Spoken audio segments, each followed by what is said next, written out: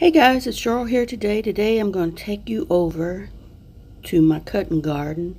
But before we get there, I want to just show you what's going on here. It's late summer, almost fall. You see this, this is autumn clematis. It smells really good like vanilla, but it's wild and crazy. And so it comes up everywhere. I pull it up because it did choke out my hedges with one few years ago. And these ornamental grasses are looking pretty. Nice fall plumes on it. And back there you can see there was some cone flowers that finished. I leave the heads on for the birds. The little yellow finches love them. And I didn't do any weeding. Well, I did some in the spring over here, but not a lot. My lamb's ear is looking pretty good. I had one piece that looked like it was dying, but it looks like it kind of recuperated a little bit, if that's a word.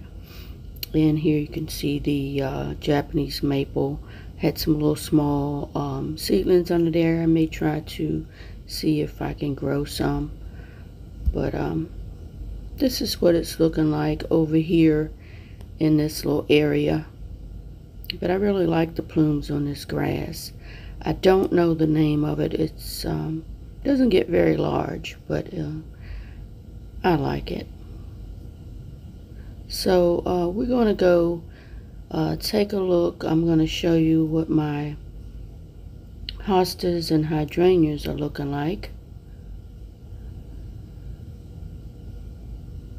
Let's see.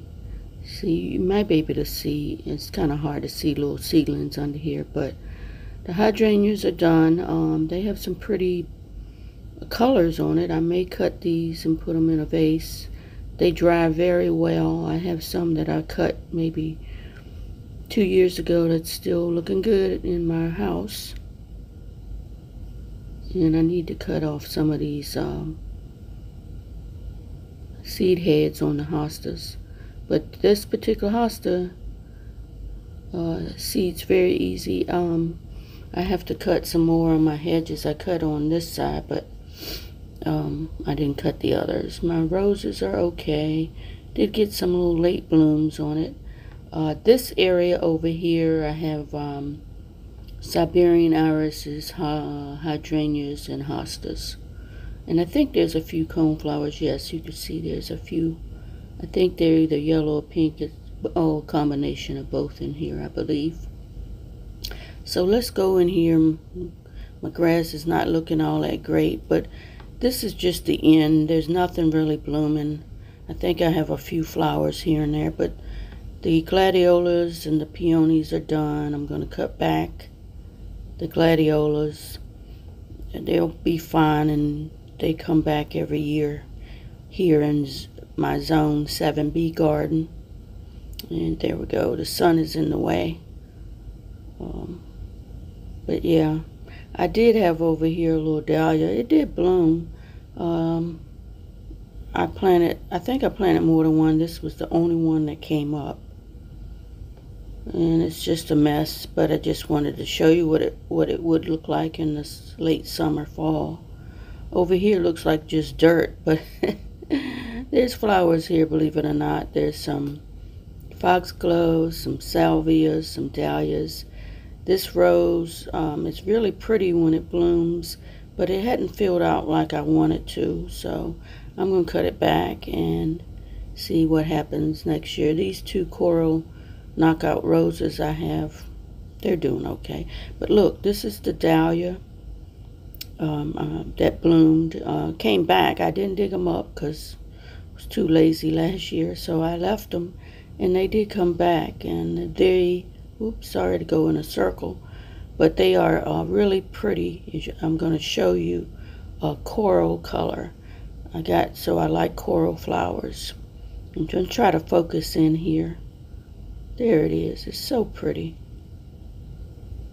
And if it had more blooms on it, I would cut them to bring them in the house. I guess that's the point of a cutting garden. But I'm going to try to get it back to the way it was years ago. It was full, it had beautiful flowers throughout. Now on this side, this is like I said, kind of like a holding station. It has Siberian irises and daylilies, and this tall thing, I think it's bee balm, but it could be a weed. I didn't pull it up yet. And you can see the yellow coneflowers are done. There's a few back there still in bloom. Just leaving them for the birds. They really like the seeds on the coneflowers. So I'm going to go over here on this side. I did get another New Dawn rose looking pitiful. I didn't come out and give it the water and the food it needed, but maybe before the fall sets in, I'll cut it back some and give it some food. Okay, so we're going to go over, I'm going to take you over to where I planted some dianthus and hostas over by this fence. They're looking okay. The dianthus looks a little dry in the center, but that's probably because, once again, I was too lazy to come over and water them when it was real hot. But I think they'll be okay. I'll just have to cut out the dried up part. And that vine there, that's that clematis I was telling you about. It hadn't bloomed yet, and then my barberries looking kind of raggedy. Not sure what I'm going to do with them. If I'm going to leave them here or what. And see, the ones over there are really scraggly. I think they're not getting enough moisture because of the trees are sucking them out. And there's a rose I dug up, put over there, look dried up. I'm going to cut that back and feed it, and hopefully it'll come back in spring. Now, as I mentioned, my hedges need to be cut, and we'll get those cut. But I just wanted to show you how my cutting garden is looking, because I hadn't showed it to you. But I really like how it looks from this angle with the hedges. Look a lot better once we cut them. And let's go around this way. Yeah. So this is what happens when you get lazy and it's hot and you neglect your garden. But I'm going to try to do better, because I wanted this garden and I need to take care of it.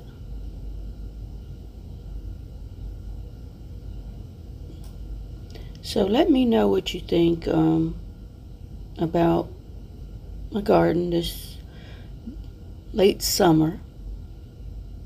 And I just, hope that next spring it'll be full and luscious.